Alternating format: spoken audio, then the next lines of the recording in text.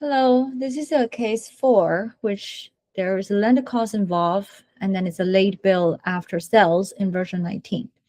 The process goes from purchase, receive, vendor bill. Then there's no lender cost because it happened a couple months later. So we start selling, deliver an invoice. Then there's a lender cost and there's a vendor bill. So here's the setting. Let's start with the purchase order. We're buying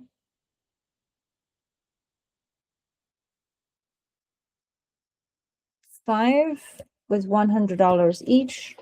Confirm, receive. Validate the receipt, number 4. The moment you receive without any vendor bill, move analysis shows $500. There's no journal entry, no GL impact. If now we go back to the purchase order and create a bill, our bill now is not $500 but $750 because it's $150 each. Then you can see that now you have an accounting impact, $750. And on the inventory impact, because we're increasing the value from the bill level, so now it's not 500 but 750. So far, so good. So individual cost is 150. If you look at the product case 4, individual cost is 150 automatically updated. Now, if we sell it,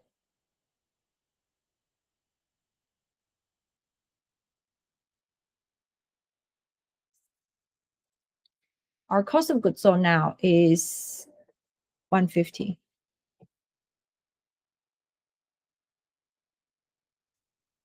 Confirm, and you can see my cost of goods sold is 150 because lender cost has not having any impact yet. The move analysis, you can see that there is one delivered at 150.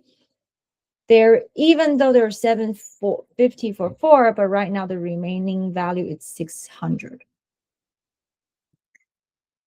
Next, what we're gonna do is go back to the accounting vendor bill and add a lender cost. In this case, it's a freight. It's $50. It's also impact on inventory valuation account. The moment you confirmed it, it increased the inventory valuation by $50. Be careful. You already sell one. This $50 shouldn't be all 50 impact on inventory because technically a $10 out of this, it's already a sold, but Odoo did no adjustment in this case. If you create lender cost, you can see that if you have to apply the transfer, in this case, in number 4, and validate it. You can see that this entry is, that's very interesting. We are debiting and crediting the valuation. Again, it does nothing, but the actual impact was on the bill level that was on a $50 impact.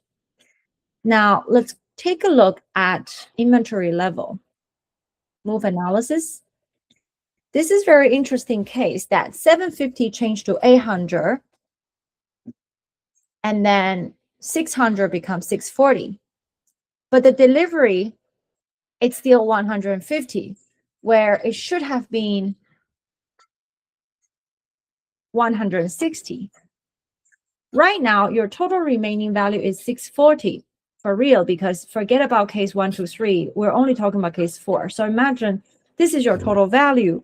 If you compare that with your accounting balance sheet, you will find that there is a $10 differences.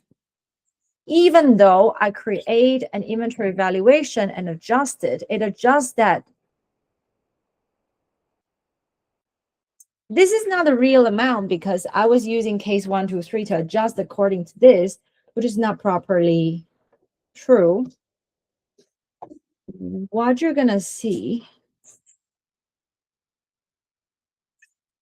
in this case, again, you're still somehow see 650, but what you really should see is 640, because that's what we should respect the inventory move analysis with the remaining value.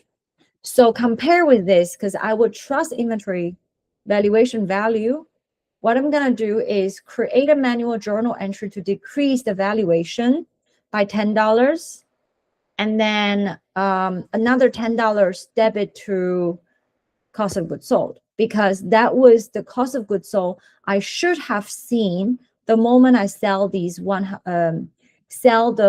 product at $150 cost. After the lender cost or freight, it should have been $160, but there's no auto adjustment except from a manual review. But again, it's very messy, because if you start selling many, how do I know what to adjust, what not, and how do I get a breakdown, right? Another way to say, how do I see a breakdown of the product costs? If we come back to the product, which is our case 4, you will see the cost right now is correctly taking into consideration of the lender cost, even the correct quantity, because our lender cost is $50 divided by 5, which is increasing $10 by individual unit, which is this value is actually correct.